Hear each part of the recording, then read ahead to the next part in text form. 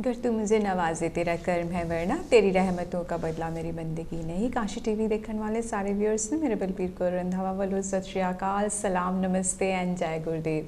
दोस्तों लैके हाजिर हाँ तुहाडे लिए हेल्थ टॉक शो जिहदे विच असीं गलबात करदे हां साडी physical health, mental health, environmental health ते इहदे नाल स्पिरिचुअल हैल्थ दी ते खास मुद्दे ते खास हैल्थ टॉपिक ते असीं तुहाडे नाल गलबात करदे हां जिहदे बारे अवेयरनैस दित्ती जांदी हैगी है ते साडे काफ़ी जिहड़े लिसनर्स हैगे है एंड जिहड़े काशी टीवी देखदे हैगे आ वो चाहते सी कि असीं होर एलैबोरेट करिए ऑन ENT दे बारे इनफॉर्मेशन होर प्रोवाइड करिए जिहदे विच ईयर नोज़ एंड थ्रोट शामिल हुंदा है। सो ये सारी इनफॉर्मेशन जिहड़ी हैगी है कहंदे साडे लिए बहुत यूजफुल हुंदी हैगी है। लास्ट असीं जिहड़ा शो सीगा उहदे च भी काफ़ी इनफॉर्मेशन देण दी कोशिश कीती सीगी जो कि काफ़ी पसंद कीती गई सी साडे व्यूअर्स नूं ते जानना चाहते सी कि होर असीं की ईयर नोज़ थ्रोट दे डॉक्टर कोलों इनफॉर्मेशन लै सकदे आ। सो कईयां ने किहा सीगा साइनस जिहड़ा हैगा वो आने वाले समय दे विच साडी हैल्पफुल हो सकदी है। एलर्जी रिएक्शनस जिहड़े हुंदे आ रिलेटिड टू साइनस ਉਹਦੇ ਬਾਰੇ ਜਾਣਕਾਰੀ ਜਾਣਨਾ ਚਾਹੁੰਦੇ ਸੀਗੇ। ਸੋ ਇਹ ਸਾਰੀ ਜਾਣਕਾਰੀ ਸਾਡੇ ਨਾਲ ਜਿਹੜੇ ਸਾਡੇ ਡਾਕਟਰ ਜੁੜੇ ਹੋਏ ਆ ENT ਦੇ ਸਪੈਸ਼ਲਿਸਟ ਡਾਕਟਰ ਸ਼ਸ਼ੀ ਜਿਹੜੇ ਹੈਗੇ ਆ ਉਹ ਅੱਜ ਕਾਸ਼ੀ ਟੀਵੀ ਤੇ ਆਏ ਆ ਤੁਹਾਨੂੰ ਹੋਰ ਜਾਣਕਾਰੀ ਦੇਣ ਵਾਸਤੇ ਜਿਹੜੀ ਕਿ ਸਾਇਨਸ ਦੇ ਬਾਰੇ ਹੈਗੀ ਹੈ ਐਂਡ ਐਲਰਜੀ ਜਿਹੜੀ ਰਿਲੇਟਿਡ ਟੂ ਸਾਇਨਸ ਦੇ ਨਾਲ ਹੁੰਦੀ ਆ ਉਹਦੇ ਬਾਰੇ ਅਸੀਂ ਟਰਾਈ ਕਰਾਂਗੇ ਕਿ ਜਿੰਨੀ ਵੀ ਇਨਫੋਰਮੇਸ਼ਨ ਤੁਹਾਡੇ ਨਾਲ ਸ਼ੇਅਰ ਕਰ ਸਕੀਏ ਜਿਹੜੀ ਸਾਡੇ ਕੋਲ ਹੈਗੀ ਹੈ। ਅਗਰ ਵਕਤ ਨੇ ਇਜਾਜ਼ਤ ਦਿੱਤੀ ਤੇ will talk about little bit on year diseases ਜਿਹੜੇ ਹੁੰਦੇ ਆ ਕੰਨਾਂ ਦੇ ਨਾਲ रिलेटिड जड़ियाँ बीमारियां होंदियां ਉਹਦੇ ਬਾਰੇ ਵੀ ਥੋੜੀ ਬਹੁਤ ਤੁਹਾਨੂੰ ਜਾਣਕਾਰੀ ਦੇਣ ਦੀ ਕੋਸ਼ਿਸ਼ ਕਰਾਂਗੇ। ਤੇ ਸਭ ਤੋਂ ਪਹਿਲਾਂ ਸਵਾਗਤ ਕਰਦੇ ਹਾਂ ਕਾਸ਼ੀ ਟੀਵੀ ਤੇ ਡਾਕਟਰ ਸ਼ਸ਼ੀ ਦਾ ਜੋ ਆਪਣਾ ਕੀਮਤੀ ਟਾਈਮ ਕੱਢ ਕੇ ਸਾਡੇ व्यूअर्स ਨੂੰ ਇਨਫੋਰਮੇਸ਼ਨ ਪਹੁੰਚਾਉਣ ਲਈ काशी टीवी पे आए ने। सो डॉक्टर शशि आपका बहुत बहुत शुक्रिया काशी टीवी पर आने के लिए और अपना इतना कीमती टाइम जो सा है आप इतनी दूर से आए हैं सारी इन्फॉर्मेशन देने के लिए शुक्रिया। और बहुत शुक्रिया बलबीर जी। अब मुझे बहुत पसंद आ गया कि मैं अभी पहले भी आया हूँ यहाँ पे और मुझे बहुत खुशी होती है। मुझे बहुत रात को अच्छी तरह से चैन की नींद आता है मुझे, क्योंकि मुझे लगता है कि मैं समाज के लिए कुछ अपने एक्सपीरियंस है, अपने जो नॉलेज है उससे वो मैं बांट सकता हूँ। तो this is a very good, बहुत नए काम है और इसीलिए मैं सारे दर्शकों से यही उम्मीद करता हूँ कि उनको भी ये शो पसंद आएगा। तो डॉक्टर शशि लास्ट टाइम जब आप आए थे हमने ENT के बारे में बात की थी कि ENT आपका स्पेशल एरिया है, उसमें आपने काफ़ी बताया कि ईयर नोज़ एंड थ्रोट में कितनी चीज़ें इंक्लूड होती हैं कि यू नो मैनी थिंग्स जो उनसा 70% हमारी health I think is related to all those things. But आप एक्सपर्ट हैं, आपको ज़्यादा पता है इसके बारे में। बट आई थिंक इस काफ़ी जो उनसे हमारी हेल्थ है related to ear nose and throat से है। और उसमें आपने वॉइस के बारे में भी बताया था जिनको वॉइस डिसऑर्डर भी होता है, तो उसकी भी आपने काफ़ी अच्छी इन्फॉर्मेशन शेयर की। एंड आई होप जो उनसे हमारे व्यूअर्स हैं उनको काफ़ी इनसे इंफॉर्मेशन मिली होगी। पर आज का जो उनसा हमारा टॉपिक है साइनस एंड एलर्जी के बारे में, तो इसके बारे में थोड़ा सा आप बताएं। पर इससे पहले आप बता दें जो उनसे हमारे व्यूअर्स फर्स्ट टाइम आपको देख रहे हैं कि आप क्या करते हैं, कहाँ से हैं, और ENT आपका स्पेशल एरिया ये तो अब सब जानते हैं, लेकिन जो उनसे फर्स्ट टाइम आपको देख रहे हैं उनको थोड़ा सा आप अपना इंट्रोडक्शन बता दें। मैं डॉक्टर शशि प्रसाद हूँ। मैं ENT हेड नेक सर्जरी का कंसल्टेंट हूँ, कमेंट्री में काम करता हूँ मैं। और ये स्पेशलिटी बहुत महत्वपूर्ण है क्योंकि जैसे आपने कहा था इसमें कान, नाक, गला इसकी बीमारियाँ हैं, गर्दन का भी जो भी तकलीफ़ है वो भी हम देखते हैं। और एक बहुत उन्नति कर रहे हैं हम, इस प्रगति है इस स्पेशलिटी में। तो काफ़ी सारी बीमारियां हैं यहाँ पे आते हैं। और समाज में आप देखेंगे तो आजकल साइनसाइटिस और एलर्जी का तो थोड़ा दौर शुरू होने वाला है कि अभी एलर्जी सीज़न शुरू होगा। तो इसीलिए मैंने सोचा कि आज मैं ये एलर्जी और साइनसाइटिस के बारे में दर्शकों से बात करूँगा। Thank you doctor Shashi. सबसे पहले हम जानना चाहेंगे कि साइनस होता क्या है, व्हाट इज़ साइनस, है ना। सिंपल भाषा में अगर हम पूछे, कई बार हम साइनस जो उससे कई और रिलेटेड इश्यूज़ भी होते हैं, लेकिन just as a simple word में आप हमारे व्यूअर्स को अगर बताएं कि साइनस है क्या। तो साइनस एयर फिल्ड स्पेस जो है नाक के पास में जो है उसको हम साइनस बोलते हैं। तो 4 मेन तरह के साइनसेस हैं, 4 किस्म के हैं। माथे के पीछे वाला है जिसको फ्रंटल साइनस बोलते हैं, आँखों के बीच में है उसको इथमोइडल साइनस बोलेंगे। आँख के नीचे है, गले के पीछे वाला है उसको मैक्सिलरी साइनस है, और फिर एकदम पीछे सर के अंदर जो हमारे ब्रेन के पास में जो है उसको स्फीनोइड साइनस बोलते हैं। इस तरह से 4 तरह के साइनसेस हैं। जो साइनसेस के बारे में मैं दर्शकों से ये कहना चाहता हूँ कि सबसे पहले ये इजिप्शियंस ने इसका वर्णन किया था। सो 3700 to 1500 BC, 1300 to 1500 BC, इस टाइम में इजिप्शियंस ने इसका वर्णन किया था।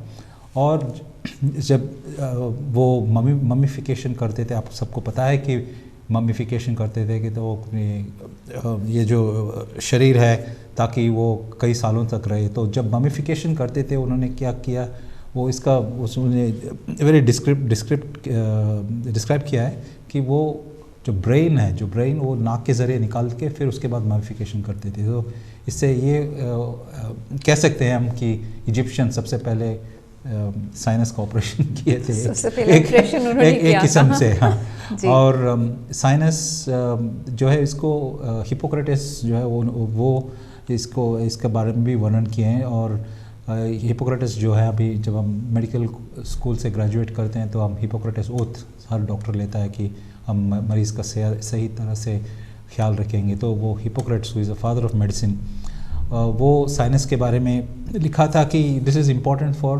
Production of voice.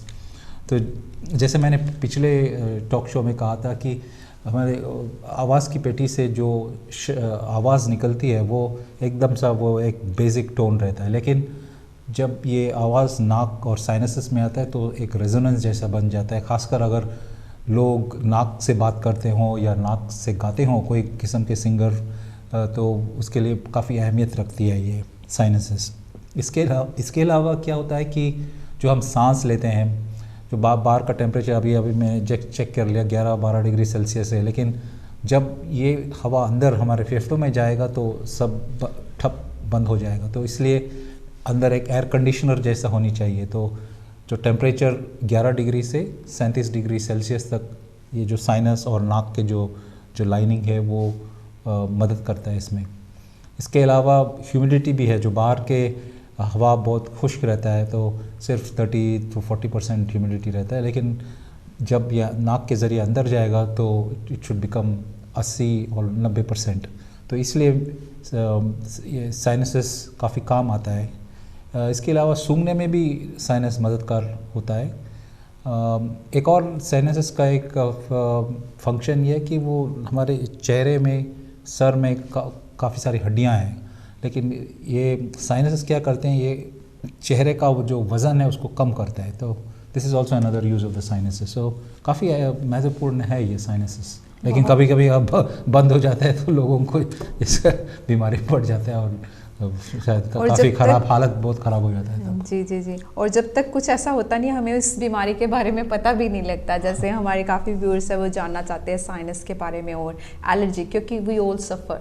और जब तक किसी चीज़ के बारे में हमें हो ना ट्रीटमेंट की, फिर हमें ज़रूरत नहीं पड़ती। इस वजह से I think lots of people suffer with sinus and allergy जो सी है उसके कंबाइंड जो सा कम्बिनेशन है उससे काफ़ी लोग सफ़र करते हैं।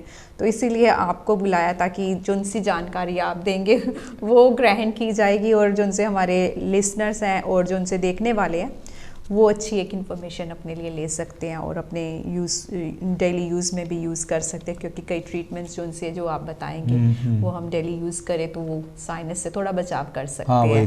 तो थोड़ा सा जानेंगे कि जो उनसे हमारे जब साइनस किसी को होता है, जैसे काफ़ी इसका जो है हमारे लिए काफ़ी लाभदायक है, जो उसके राइट तरीके से जो साइनस के प्रिकॉशन हम करें, उसकी देखभाल करें तो हम इससे कई बीमारियों से बच भी सकते हैं। बट कौन से कॉजेज़ कौन से होते हैं कि जब ऐसा साइनस होता है जिनको? साइनस का सबसे पहला कॉज ये है कि कुछ स्ट्रक्चरल प्रॉब्लम्स। तो नाक के जो अंदर सेप्टम जो बोलते हैं, बीच नाक, हमारा नाक ऑब्वियसली एक नाक है लेकिन उसके 2 हिस्से हैं। सो इसके नाक के बीच वाले हिस्से में एक सेप्टम जो बोलते हैं उसको, वो सेप्टम अगर टेढ़ा हो और उसके अलावा इसके साइड में भी कुछ 3 किस्म के ये हड्डियां हैं, और ये हड्डियां अगर थोड़ा बड़े हुए हो या किसी वजह से सूजे हुए हों तो क्या होता है कि साइनस में हवा ठीक तरह से नहीं जाएगा और अंदर से जो म्यूकस है वो बाहर की तरफ नहीं आएगा। तो इसकी वजह से क्या होता है, जैसे हम हमारे एक मान लीजिए वॉश बेसिन में पाइप बंद हो गया होगा तो पानी वहाँ पे जम जाता है, और जब पानी जम जाएगा तो क्या होता है कि वहाँ पे ये फंगस या मॉस ऐसे जाएगा ना। उसी तरह हमारे नाक के अंदर भी सेम कॉन्सेप्ट है कि ये एनाटॉमिकल प्रॉब्लम्स। दूसरा एक कॉज रहेगा एलर्जी की वजह से कभी कभी साइनसाइटिस हो सकता है। तीसरा कॉज है वैस्कुलाइटिस जो बोलते हैं। ये वैस्कुलाइटिस एक ऐसी बीमारी है जो हमारे शरीर के विभिन्न अंगों पर इसका प्रभाव है। आँख में हो सकता है, इसके नाक में और साइनसेस में है, कभी कभी इसका ये हमारा लंग्स फेफड़ों में होगा, कभी किडनी में होगा, इसका असर घुटनों में होता है। This is vasculitis. So vasculitis की वजह से साइनसाइटिस हो सकता है कोई मरीज़ों को। और ये खासकर जो हमारे चेहरे वाला पीछे वाला हिस्सा है यहाँ पे, वहाँ पे अगर कोई दांत में कोई इन्फेक्शन हो, कभी कभी दांत के इन्फेक्शन से भी साइनसाइटिस हो सकता है। और एक और वजह ये है कि इम्यून डेफिशिएंसी हो अगर किसी को, मान लीजिए ये पैदाइश हो कंजेनिटल या एक्वायर्ड बोलते हैं को, जो हर कोई को पता है कि acquired immunodeficiency syndrome, AIDS, HIV, तो ये इम्यूनो डेफिशिएंसी स्टेट है जिससे लोगों को बार बार साइनस इन्फेक्शन हो सकता है। तो ये 5-6 वजह हैं जिससे साइनसाइटिस होता है लोगों में। So there is can be और भी काफ़ी रीज़न हो सकते हैं, बट मेन ये तो इनके सिम्टम्स कैसे पता लगता है भी किसी को साइनस है कि फ्लू है या कोल्ड हुआ है, क्योंकि ये इनके साइन तो डिफरेंट होंगे ना कंपेयर टू साइनस जो हम एवरीडे आप देखते हो, जो ज़्यादा मात्रा में लोग आते हैं आपके पास कि हमें है ना, जब GP से रिफेरर होते होंगे जो भी है ना, तो उस टाइम पे जो उनसे आपके पास पेशेंट आते हैं, ज़्यादा अधिकतर देखने में कौन से साइन आते हैं कि ये साइन डेफिनेटली जो उनसे साइनस के हैं? साइनस के मेन डिस्टिंग्विशिंग फीचर जो फ्लू और कोल्ड, कॉमन कोल्ड में नहीं है, वो है प्रेशर सेंसेशन और वो पेन और प्रेशर सेंसेशन। जैसे हर कोई ये महसूस किया होगा, मान लीजिए आपको सर्दी ज़ुकाम हो, शुरू में कैसे सर्दी ज़ुकाम जब शुरू होता है तो नाक बंद रहता है, नाक से पानी निकलता है, कभी कभी ये पानी पीछे गले में जाता है, लेकिन इससे क्या होता है, कभी कभी अंदर जो है साइनस के जो ड्रेनेज है वो सब सूज जाता है और वहाँ पे वो ठप हो जाता है। तो इसकी वजह से क्या होता है, जो म्यूकस बनता है वो सब अंदर जम जाएगा, उसकी वजह से अंदर से प्रेशर बढ़ता है, तो हेडेक होगा। और फिर वो प्रेशर सेंसेशन, ये pressure sensation is very typical thing of sinusitis. और साइनसेस जहाँ भी हो उसके अनुरूप सिम्टम्स होगा। मान लीजिए अभी फ्रंटल साइनस जो है हमारे माथे के पीछे है, तो इसको कोई ये इन्होंने ये महसूस किया होगा, इट्स कॉल्ड ऑफिस हेडेक और ऑफिस प्रेशर। तो क्या होता है, सुबह उठते के टाइम में काफ़ी वो सर भारी जैसा लगता है, सामने झुकने से या खांसी करने से ये दर्द और भी बढ़ जाएगा। कभी आँखों के बीच वाला हिस्से में प्रेशर या दर्द होगा, ये इथमोडल साइनसिस की वजह से वो आँख में भी दर्द होगा या आँख के पीछे वाले हिस्से में भी दर्द हो सकता है। इसके लिए इससे अगर मैक्सिलरी साइनस जो मैंने कहा वो अपने चेहरे के बीच वाला हिस्से में है, गले के पीछे, तो क्या होगा कि यहाँ पे आँखों के नीचे काफ़ी दर्द होगा या दांत में भी दर्द होगा। तो this are some of the features of sinusitis. और जो स्फीनोइड साइनस है वो एकदम सब पीछे है, वो हमारा दिमाग के पास वाला हिस्सा में है, तो सबसे ऊपर यहाँ पे सर में काफ़ी दर्द होगा लोगों को, तो दैट इज़ स्फीनोइड साइनस। तो यही खासियत है साइनोसाइटिस का। अलग अलग तरीके के हैं और उनके साइन एंड सिम्टम्स भी अलग हैं। फ्लू और कोल्ड के साइन तो आते ही आते हैं, इसके साथ जो उनसे आपने बताया स्पेसिफिक एरियाज़ पर भी हैं, क्योंकि हम सोचते हैं बस यहीं का एरिया, जैसे आपने बताया माथे पर भी, सिर पर भी और चीक्स की साइड्स पर भी हो सकते हैं, तो अलग अलग ये भी है। नहीं तो हम सोचते हैं शायद कुछ और है, ये नहीं हो सकता और हम अपना आप उपचार करना चालू कर देते हैं, जिसमें है कि काफ़ी वाइल्ड एरिया है, जिसमें डॉक्टर जो है वो बता सकता है कि इसको पता कैसे लगता है भी किसी को साइनस है। ये मेन थिंग कि दर्द और प्रेशर। सो डायग्नोज साइनोसाइटिस को डायग्नोज करने के लिए 3 तरीके होते हैं। एक तो सिम्टम्स, दूसरा साइंस जो है जो डॉक्टर देखते हैं, और फिर इन्वेस्टिगेशंस। इसमें मेनली है CT स्कैन अगर करेंगे तो सिम्टम्स जो हमने अभी बात किया, प्रेशर सेंसेशन और पेन। ये पेन और प्रेशर सेंसेशन ये सबसे अहमियत है ये साइनोसाइटिस के डायग्नोसिस में। इसके अलावा नाक काफ़ी सा बंद रहता है और नाक से पानी जब आता है, साइनोसाइटिस में थोड़ा ज़्यादा ही बलगम निकलता होगा, कभी कभी ये हरा रंग का होता है, कभी पीला रंग का, कभी काफ़ी बदबूदार भी होगा। और इसके अलावा सूंघने की शक्ति भी कम हो जाता है। ख़ास ऑब्वियसली फ्लू और हमारे कॉमन कोल्ड में भी होगा ये, लेकिन नाक से जो हमारा सूंघने की शक्ति है वो कम हो जाता है और इससे और नाक भी बंद हो जाता है, जो साइनोसाइटिस में होता है और कॉमन कोल्ड में भी है। लेकिन साइनोसाइटिस में थोड़ा ज़्यादा ही म्यूकस प्रेशर सेंसेशन, ये एक खासियत है साइनोसाइटिस के लक्षण। और फिर जब एग्जामिनेशन करेंगे इसके लक्षण है कि जब नाक के अंदर हम दूरबीन डाल के देखेंगे तो जो साइड वाला हिस्सा है वहाँ से पस निकलता होगा, या नाक के अंदर जो हड्डियाँ हैं वो सूजे हुए होंगे, कभी कभी पॉलिप्स भी रहेंगे। दिस इज़ ऑन इसके लक्षण है। और सीटी स्कैन करेंगे तो उसमें पता लगता है कि साइनोसाइटिस होगा या नहीं। सो काफ़ी ट्रीटमेंट ऑप्शन भी होंगे इसके, तो हमें वो भी बता दें कि जो उनसे ट्रीटमेंट ऑप्शन है, ताकि पहले ट्रीटमेंट से पहले जो हम घर में कर सकते हैं या जिसकी ज़रूरत ना पड़े जीपी या आपके पास आने की ऑपरेशन कराने, तो पहले जो उनसा उसका उपचार हम कर ले कि हमें जीपी पर ना जाना पड़े या सर्जरी ना करवाएं, तो उसका प्रिकॉशन अपनी जो उनसी हेल्थ हम आप कर सकें। तो इसमें कुछ तरीके हैं जो अब घर पे बैठे बैठे वीक्षक ये यूज़ कर इसका उपयोग कर सकते हैं जी। मेनली इस प्रिवेंशन में बताता हूँ कि जितना हो सके तो प्रिवेंशन होनी चाहिए जी। मैं ये कहना चाहता हूँ कि जैसे आप घर के अंदर कोई चोर घुसने के लिए आप तौर तरीके लेंगे, उसी तरफ ऐसा करें कि घर के अंदर चोर ना घुसे। तो ये जहाँ तक हो सके दरवाज़ा, सामने वाले दरवाज़ा बंद रखनी चाहिए, वहाँ पे सिक्योरिटी रिंग होनी चाहिए, ताकि फिर वरना क्या होगा कि ये चोर अंदर आएगा। फिर अगर मान लीजिए अभी घर में काफ़ी सारे कमरे हों, इसी तरफ एक्चुअली हमारे साइनसेस भी काफ़ी सारे हैं, लगभग 20 किस्म के साइनस हैं अंदर। तो मान लीजिए एक घर में 20 कमरे हो और आप कहाँ जाएं चोर को पकड़ने के लिए, तो इसलिए सबसे इम्पोर्टेंट है कि आप वहीं अपने फ्रंट डोर पे ही वो चोर को रोक दीजिएगा, वहीं पकड़ लीजिए। तो प्रिवेंशन के लिए क्या कर सकते हैं कि फर्स्ट पता करना है कि किस वजह से साइनोसाइटिस होता है।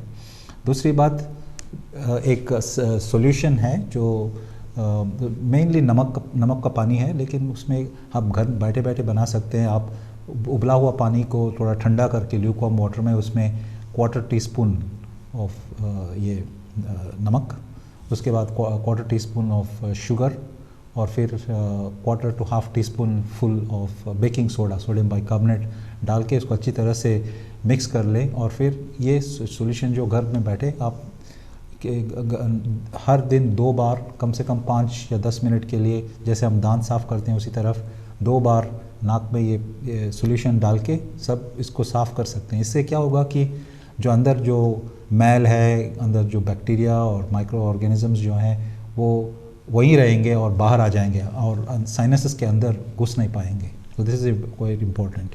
एक मैं सॉरी यहाँ पर पूछना चाहूँगी, जो उनका सोल्यूशन है डॉक्टर साहब, वो कैसे डालना है, कि कोई प्रिकॉशन करना है कि किस चीज़ में डालकर करना है, यहाँ से पानी के ग्लास में ही कर लेना है या कोई स्पेशल उसके लिए इक्विपमेंट चाहिए होती है?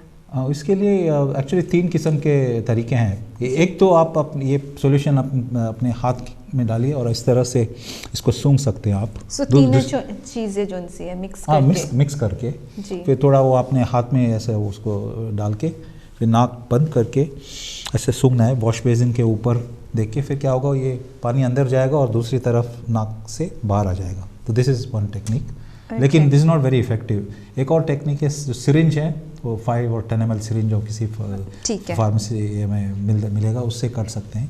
लेकिन एक इम्पॉर्टेंट चीज़ है, it's called pot, Neti pot बोलते हैं, जो एक वो किस्म के वो अपना केटल की तरह है ये, और उसमें एक लंबा सा ऐसा एक एक्सटेंशन है। तो ये आपको इंटरनेट में मिलेगा जी। तो इसके अंदर डालेंगे और फिर इस तरह से वॉश बेसिन के सामने झुक के फिर इसको आप करेंगे, तो क्या होगा कि ये जो सॉल्यूशन है वो सीधा अपने टारगेट पे जाएगा। तो वही इंपॉर्टेंट, तो इसको अगर ये उपयोगकार होना चाहिए तो वहाँ पे जहाँ पे साइनसेस है वहाँ जाना चाहिए, वरना सिर्फ नाक के सामने वाले हिस्से में आएगा और फिर बाहर आ जाएगा तो इससे कोई इसका फ़ायदा नहीं होगा। तो मैं यही कहना चाहता हूँ कि आप ये नेटी पॉट जो है वो इंटरनेट में मिलेगा, वो यूज़ करेंगे तो वो और भी असरदार होगा। क्योंकि फ़ायदा उस चीज़ का है जो आप प्रॉपरली करें। जैसे आपने बताया कि ऑप्शंस हैं आपके पास, आप हाथ में लेकर भी कर सकते हैं। जैसे सूंघना होता है उस तरीके से सूंघने की तरीके से कर सकते हो तुसी। नहीं तो तुसी ਜਿਹੜੀ ਪੌਟ ਹੁੰਦੀ ਉਹ ਸਪੈਸ਼ਲੀ ਪੌਟ ਜਿਹੜੀ ਹੈਗੀ ਤੁਸੀਂ ਫਾਰਮੇਸੀ ਤੋਂ ਲੈ ਸਕਦੇ ਹੋ ਜਾਂ ਐਮਾਜ਼ਨ ਜਾਂ ਹੋਰ ਕਈ ਜਿਹੜੀਆਂ ਹੈਗੀਆਂ ਜਗ੍ਹਾਵਾਂ ਉੱਥੋਂ ਦੀ ਮਿਲਦੀ ਹੈ, ਉਹ ਤੁਸੀਂ ਲੈ ਕੇ ਉਹ ਸੋਲੂਸ਼ਨ ਉਹਦੇ ਵਿੱਚ ਪਾ ਕੇ ਫਿਰ ਇਸਤੇਮਾਲ ਕਰ ਸਕਦੇ ਹੋ ਨੱਕ ਦੇ ਵਿੱਚ, ਜੋ ਕਿ ਤੁਸੀਂ ਦਿਨ ਦੇ ਵਿੱਚ 2 ਵਾਰੀ ਕਰਨਾ ਹੈ। ਜਿੱਦਾਂ ਆਪਾਂ ਦੰਦ ਵਗੈਰਾ ਸਾਫ਼ ਕਰਦੇ ਆ ਸਵੇਰੇ ਤੇ ਰਾਤ ਦੇ ਟਾਈਮ ਤੇ ਇਹ ਵੀ ਇਸੇ ਤਰੀਕੇ ਦੇ ਨਾਲ ਜੇਕਰ ਤੁਸੀਂ 2 ਵਾਰੀ ਆਪਣੇ ਨੱਕ ਨੂੰ ਸਾਫ਼ ਕਰਦੇ ਹੋ ਤੇ ਇਹ ਜਿਹੜੀ ਪ੍ਰੋਬਲਮਸ ਹੈਗੀਆਂ ਉਹਦਾ ਹੱਲ ਪਾ ਸਕਦੇ ਹੋ। ਜਿੱਦਾਂ ਡਾਕਟਰ ਸਾਹਿਬ ਨੇ ਕਿਹਾ ਵੀ ਜਿਹੜਾ ਚੋਰ ਹੈ ਉਹਨੂੰ ਅੰਦਰ ਆਉਣ ਤੋਂ ਰੋਕ ਸਕਦੇ ਹੈਗੇ ਹੋ ਕਿ ਬਿਫੋਰ ਉਹ ਹੋਰ ਕਿਤੇ ਵੀ ਜਾ ਕੇ ਫੈਲੇ, ਬਿਕੋਜ਼ ਸਾਈਨਸ ਜਿਹੜਾ ਹੋਰ ਕਿਸੇ ਜਗ੍ਹਾ ਤੇ ਵੀ ਫੈਲ ਸਕਦਾ ਹੈਗਾ, ਉਹਦੇ ਨਾਲ ਹੋਰ ਰਿਲੇਟਿਡ ਪ੍ਰੋਬਲਮਸ भी हो सकती हैगियाँ। Anything else you want to mention doctor Shashi? तो इसके अलावा एक तीसरा जो है उसको वो टॉपिकल स्टेरॉइड्स हैं, जो नाक के अंदर स्टेरॉइड्स स्प्रे यूज़ कर सकते हैं हम। ये स्टेरॉइड स्प्रे कोई स्टेरॉइड आपको काउंटर में मिलेगा, बूट्स में जाएंगे, लॉयड्स फार्मेसी में मिलेगा, कभी कभी इसका प्रिस्क्रिप्शन भी चाहिए होता होगा, लेकिन ये स्टेरॉइड स्प्रे है, लेकिन ये सिर्फ नाक के अंदर इसका असर रहता है, ये खून में नहीं जाएगा। तो इससे क्या होगा, ये जो साइड इफ़ेक्ट्स है स्टेरॉइड से, तो वो स्टेरॉइड के साइड इफ़ेक्ट नहीं है। So it's very safe to use. Even 3 या 4 साल के बच्चों भी ये इसका इस्तेमाल कर सकते हैं विदाउट एनी साइड इफ़ेक्ट। कई अरसे तक यूज़ कर सकते हैं, महीनों तक या सालों तक यूज़ कर सकते हैं, इसका उपयोग कर सकते हैं। तो ये नेज़ल स्टेरॉइड्स है।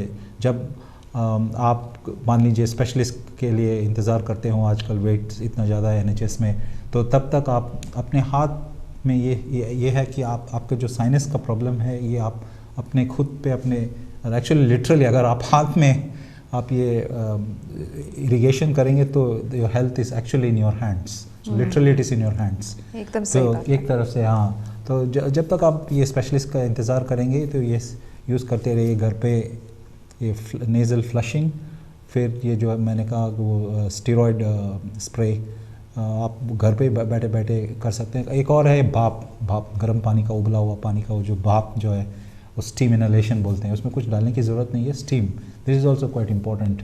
ये सब बड़ी आसान तरीके हैं, इससे it's very simple techniques to make use of. वैसे भी जो सी भाप है हम काफ़ी बार हमें बताया जाता है फ्लू वगैरह में भी लेते हैं, तो आई थिंक अगर जैसे 3 जोन से उपचार 3 ਜਿਹੜੇ उपचार ਜਿਹੜੇ ਡਾਕਟਰ ਸਾਹਿਬ ਨੇ ਦੱਸੇ ਜੇਕਰ ਅਸੀਂ ਲੈਂਦੇ ਹਾਂ ਤੇ ਉਹ ਆਈ ਥਿੰਕ ਅਸੀਂ ਕਾਫੀ ਹੱਦ ਤੱਕ ਆਪਣੀ ਜਿਹੜੀ ਨੋਜ਼ ਹੈਲਥ ਨੂੰ ਬੈਟਰ ਬਣਾ ਸਕਦੇ ਹਾਂ ਐਂਡ ਸਾਨੂੰ ਹੋ ਸਕਦਾ ਹੈ ਡਾਕਟਰ ਤੇ ਜਾਣ ਦੀ ਲੋੜ ਨਾ ਪਏ, ਕਿਉਂਕਿ ਅਪਾਇੰਟਮੈਂਟ ਪੀਰੀਅਡ ਜਿਹੜਾ ਹੁੰਦਾ ਹੈ ਉਹ ਕਾਫੀ ਲੰਬਾ ਹੋ ਜਾਂਦਾ ਤਦ ਤੱਕ ਸਿਹਤ ਜਿਹੜੀ ਹੈ ਜ਼ਿਆਦਾ ਖਰਾਬ ਹੋ ਜਾਂਦੀ ਹੈ। ਸੋ ਜਿਹੜੀ 3 ਚੀਜ਼ਾਂ ਇਹਨਾਂ ਨੇ ਦੱਸੀਆਂ ਹੈਗੀਆਂ ਉਹ ਅਗਰ ਅਸੀਂ ਅਪਣਾਉਂਦੇ ਹਾਂ ਤੇ ਸਾਈਨਸ ਤੋਂ ਕਾਫੀ ਹੱਦ ਤੱਕ ਅਸੀਂ ਰਾਹਤ ਪਾ ਸਕਦੇ ਹਾਂ ਜਦ ਤੱਕ ਸਾਡੀ ਅਪਾਇੰਟਮੈਂਟ ਨਹੀਂ ਆਉਂਦੀ ਤੇ ਡਾਇਗਨੋਸ ਦਾ ਜਦੋਂ ਹੋ ਜਾਏ ਫਿਰ ਉਸ ਤੋਂ ਬਾਅਦ ਜਿਹੜੀ ਵੀ ਟ੍ਰੀਟਮੈਂਟ ਹੋਏ ਉਹ करनी है। पर हो सकता है कि तुम ट्रीटमेंट की लोड ना पाए, क्यों डॉक्टर शशि? हो सकता है कि इन 3 चीज़ों से ही आराम आ जाए, इससे आराम से। अब कोई ये एक और बात है कि ये कम से कम 3 या 4 महीने के लिए आप इसका उपयोग करना है, क्योंकि ये ऐसा नहीं कि ये कोई मैजिक बुलेट जैसा है कि फ़ौरन इसको डाल दो और ठीक हो जाएगा। ये स्टेरॉइड स्प्रे जो है उसका असर होने में 2 हफ्ते लगते हैं, कभी कभी 6 हफ्ते लगता है, तो इसलिए इसका लगातार प्रयोग करना है, वरना क्या होगा कि आप कुछ 1-2 दिन के लिए आप इसका यूज़ करेंगे तो फिर कोई फ़ायदेमंद नहीं होगा।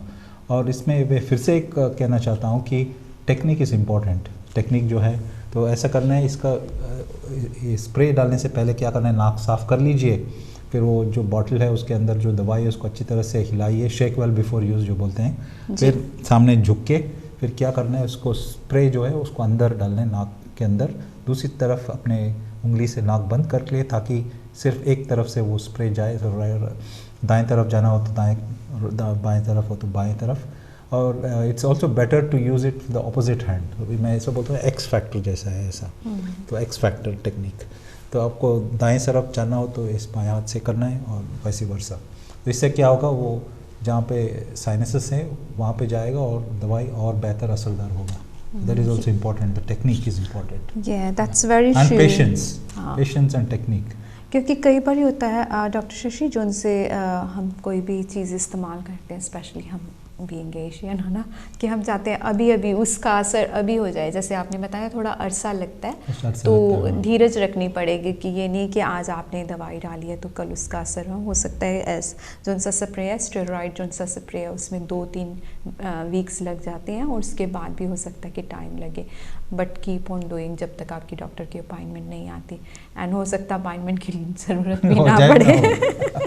ऑफ कोर्स आखिरकार अगर इससे फ़ायदा नहीं हो तो इवेंचुअली ऑपरेशन करना पड़ता है। कुछ छोटे से हिस्से में हम ऑपरेशन करेंगे, लगभग 20 या 30% मरीज़ों में। ज़्यादातर लोग बगैर ऑपरेशन के ही ठीक हो जाते हैं। तो और कोई लोग तो ऑपरेशन नहीं करना भी चाहते हैं। लेकिन ये ऐसा है कि ऑपरेशन के बाद भी ये जो मैंने कहा इम्पोर्टेंट है, भाप लेना, जो नेज़ल इरिगेशन करना है और स्टीरॉयड। तो ऑपरेशन के बाद ऐसा नहीं कि ऑपरेशन कर दिया बस छोड़ दिया इसको। सो प्रिकॉशन फिर भी लेना पड़ेगा, जो उनसी चीज़ें मेंशन किए। जर्नली हेल्थ जो उनसी साइनस की अगर बेहतर बनाना चाहते तो ये चीज़ें करते रहिए बेसिकली, उससे आपकी साइनस की हेल्थ जो उनसी ठीक रहेगी। तो अब चलेंगे थोड़ा सा जो सा साइनस का जो सा असर है एलर्जी के साथ भी रिलेटेड माना गया है डॉक्टर शशि। तो एलर्जी जो उनसी है इसका क्या साइनस में और कितना प्रभाव पड़ जाता है जिनको एलर्जी होती है? सो साइनसाइटिस के एक वजह एलर्जिक राइनाइटिस है। और जी। तो क्या होता है एलर्जी में, क्या होता है ये एनवायरनमेंट में जो एलर्जी है, कॉमनेस्ट जो बोलते हैं सीजनल एलर्जी है, और फिर साल भर रहता है जो पेरेनियल बोलते हैं। तो जी। सीजनल जो है वो पोलन की वजह से है, ट्री पोलन जो स्प्रिंग टाइम में है, फिर ग्रास इट्स इन समर, और फिर moulds and ragweed in the autumn time. तो ये पोलन की वजह से है। फिर एलर्जी साल भर होगा। अगर किसी को हाउस डस्ट से एलर्जी हो, या हाउस डस्ट के अंदर जो कीटाणु हैं बहुत छोटे छोटे हैं, तो सिर्फ इलेक्ट्रॉन माइक्रोस्कोपी के ज़रिए देख सकते हैं, लेकिन ये डस्ट के अंदर ये जो हाउस डस्ट माइट बोलते हैं वो, उसकी वजह से भी एलर्जी होगा। एक और बात है, कोई लोगों को कोई घर में कोई कुत्ता हो, बिल्ली कोई पालते हों, तो उनकी उससे भी हाउस ये कैट एंड डॉग डैंडर बोलते हैं, उससे भी एलर्जी हो सकता है। This is the allergens in the environment. तो क्या होता है, ये एलर्जन नाक के अंदर जाएगा, और फिर अंदर क्या होता है उससे वहाँ पे जो एक लाइनिंग जैसा है।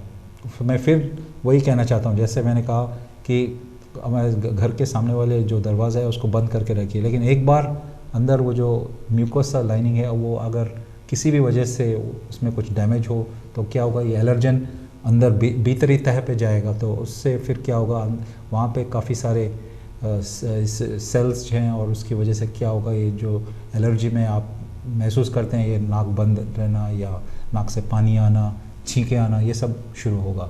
तो यही बेहतर है कि एलर्जी को रोक दिया जाए और उसको प्रिवेंट करें। तो एलर्जी जोन सी आपने बताया कि कई जोन से घर की चीज़ें हैं उनसे भी हो सकती हैं। सो अगर कोजेज़ कहें तो ये काफ़ी कोजेज़ हैं जो कि हमारे इन्वायरमेंटल में शामिल है, साइनस के जोन से हैं, चाहे वो बाहर की कोजेज़ हो चाहे घर की हो।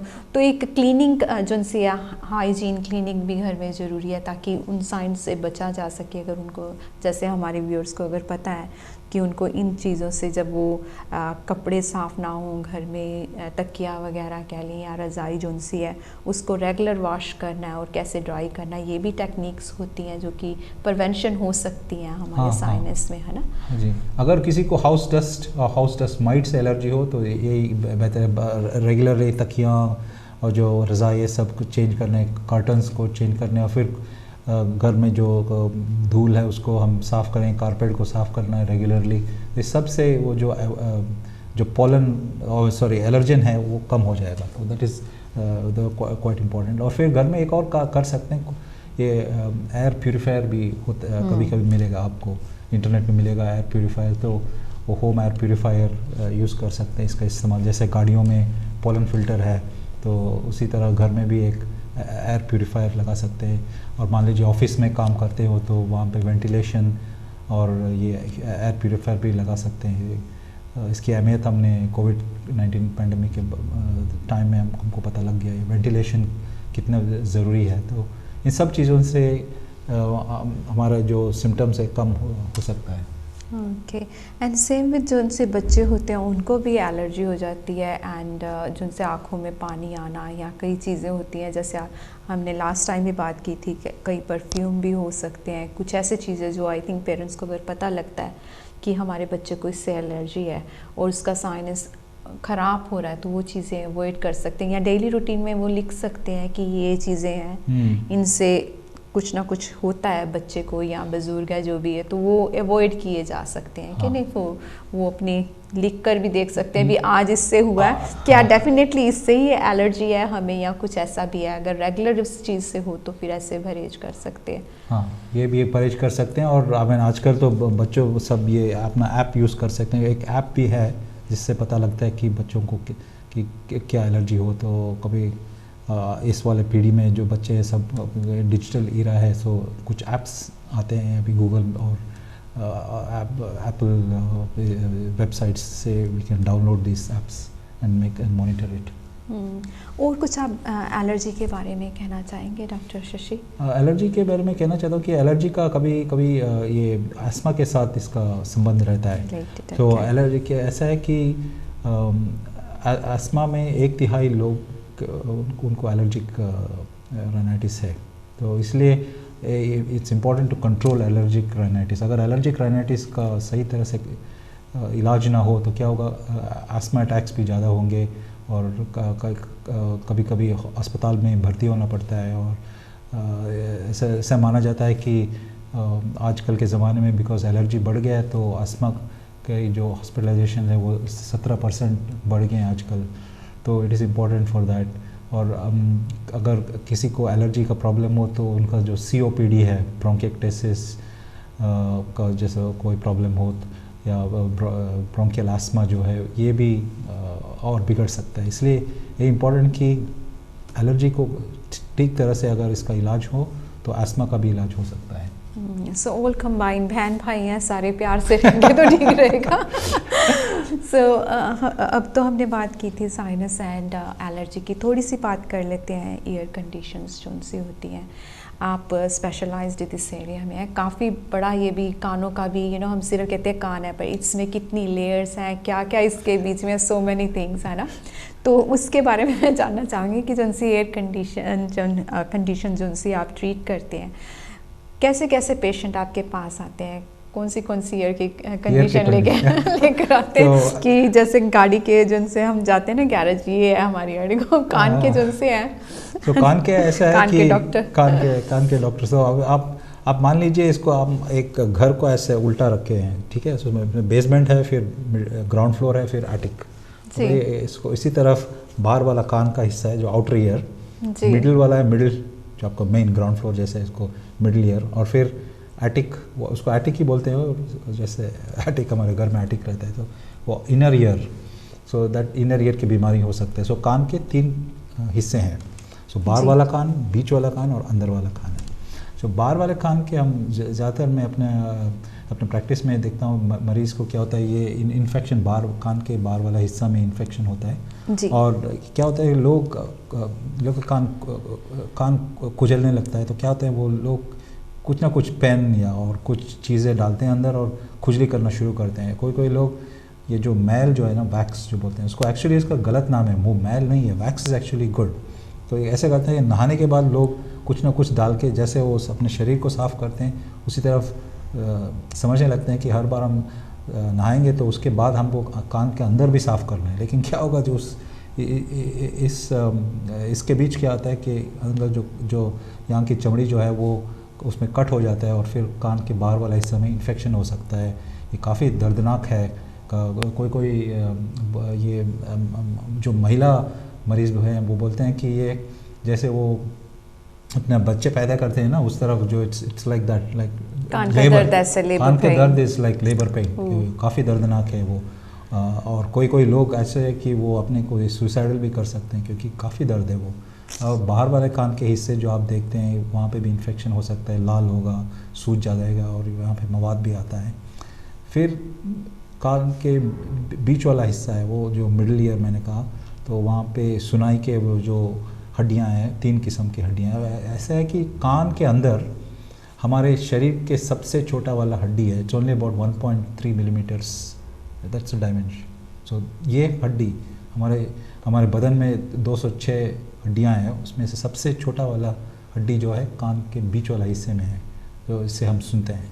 तो इसकी बीमारी हो सकता है अगर उसमें इन्फेक्शन हो या किसी भी वजह से वो जो वहाँ पे कान में 3 हड्डियाँ हैं वो एक इंटरलॉक्ड मैकेनिज़्म है, अगर वो डिटैच हो गए हैं तो फिर क्या होगा, आवाज़ ठीक तरह से नहीं जाएगा और सुन नहीं पाएंगे।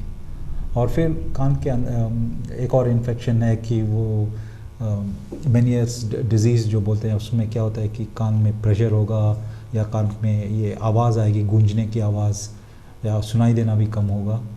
और फिर कान के अंदर वाला हिस्सा है जो इनर ईयर, तो वहाँ पे उनके नस में एक ट्यूमर हो सकता है कभी कभी, जिसकी वजह से भी सुनाई देना कम होता है या आवाज़, खासकर सिर्फ एक तरफ से ये आवाज़ गूंजता हुआ ना, इट इज़ वेरी इंपॉर्टेंट, इसका नज़रअंदाज नहीं करनी चाहिए क्योंकि कभी कभी ट्यूमर हो सकता है कान के अंदर। सो अगर किसी को सिर्फ एक तरफा ये आवाज़ हो कान के अंदर और या सुनाई कम देता हो तो फ़ौरन इसका ट्रीटमेंट करना है, आप स्पेशलिस्ट से मुलाकात करके उसका स्कैन करवाना है, तो कान के अंदर वाला हिस्सा की बीमारी भी है।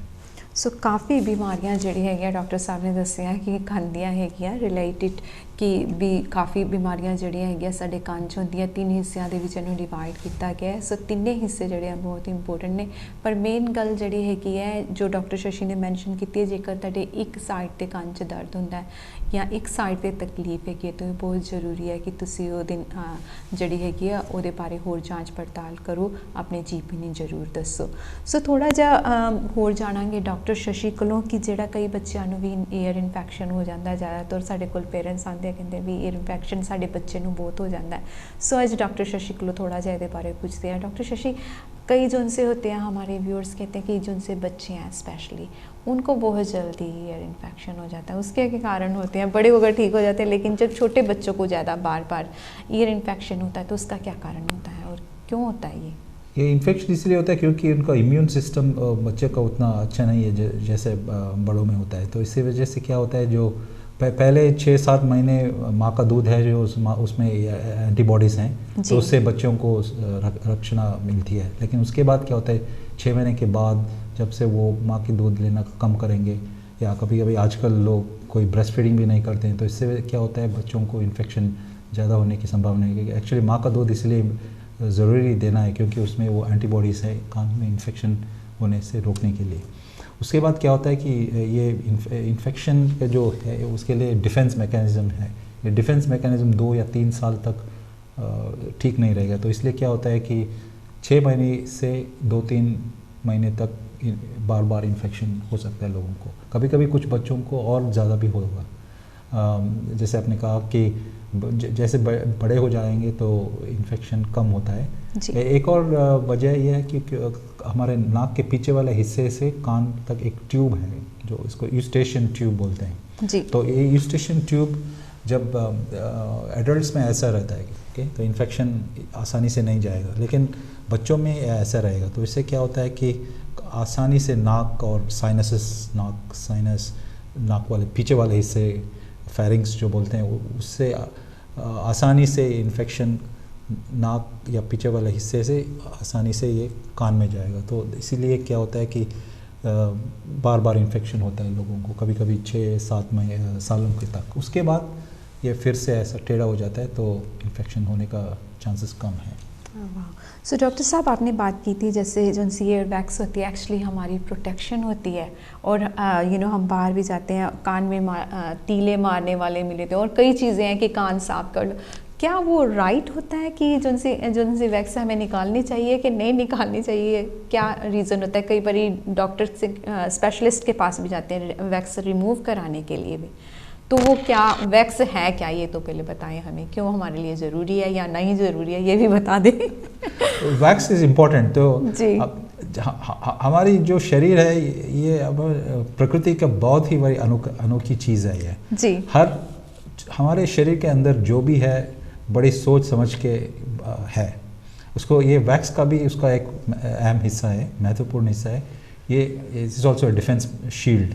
तो क्या होता है ये कान के बाहर वाले वो जो स्किन है वहाँ से ये वैक्स बनता है और उसमें कुछ एंजाइम्स हैं और वो पीएच भी एक करते हैं, वो एसिडिक, वो जैसे स्टमक में एसिड पता है आपको, एसिड से क्या होता है कि acid is good to prevent infection, तो ये एसिडिक होगा ये जो मैल, इसका actually it's a wrong name कि मैल करेंगे तो लोगों में ये उनके दिमाग में ये जमा रहता है कि जो मैल है इसको निकालना है, लेकिन एक्चुअली ये हमारी सुरक्षा करता है ये वैक्स, तो निकालने की कोई ज़रूरत नहीं है।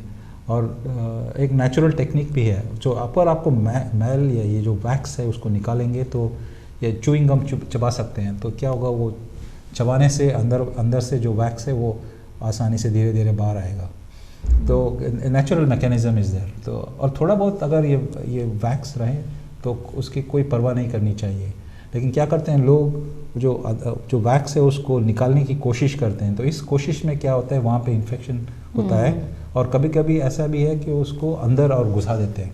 जब ये अंदर घुस जाता है तो हमारा टिम्पैनिक मेम्ब्रेन जो है तो उसके अंदर जाके वो जम जाता है, तो उससे क्या होता है फिर सुनाई देना बंद हो जाएगा, so that is a problem.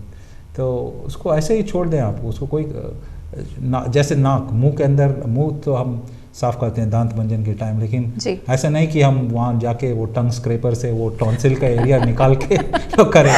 नाक कोई लोगों के ये भी आदत है कि वो नाक के अंदर भी साफ़ करते हैं, पता नहीं क्यों, क्योंकि इसकी ज़रूरत भी नहीं है, क्योंकि हर कोई चीज़ का उसका एक अहमियत है, तो इसको अपने उसको वो वैक्स जो है उसको उसके हाल पर ही छोड़ दें आप। ये ठीक है, छूने से छूना मना है बस।